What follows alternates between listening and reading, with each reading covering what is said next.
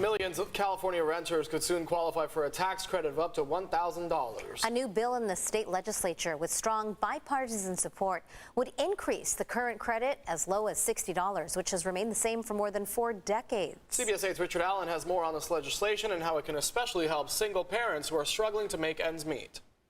Well, that's right. Tonight I spoke with the state senator who's leading the charge to increase California's renter tax credit. He was actually part of the original fight back in 1979 as a student at San Diego State. This is helping the poorest of poor in our state. State Senator Steve Glazer authored SB 843, which has growing bipartisan support. It would increase California's renters tax credit from $60 to $500 for eligible single filers and from $120 to $1,000 for couples, as well as single filers with dependent children. To qualify, single renters must earn less than $43,533 for the $60 credit, and couples filing jointly must earn less than $87,066.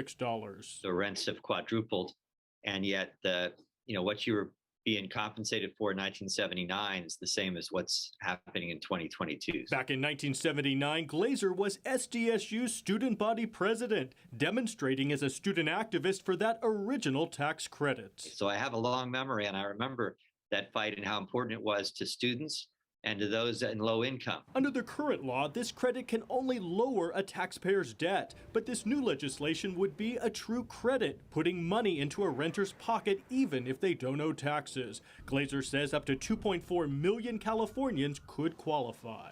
It would add 700,000 more renters to the eligibility pool for the renter's tax credit at this higher level. This is a window of opportunity to move on this. Thomas Scott is Deputy Director of Policy at the California Community Action Partnership Association, a strong backer of the bill, representing 60 community action agencies throughout the state. He says it's vital for voters to voice their support now to push for this to be written into the state budget. If you rent, you need to get on the phone, call your legislators. $1,000 could go a long way for families. Rafael Bautista heads the San Diego Tenants Union. He calls this legislation a step in the right direction. We need to make sure that these families that are vulnerable are protected, and this is one way to go about it.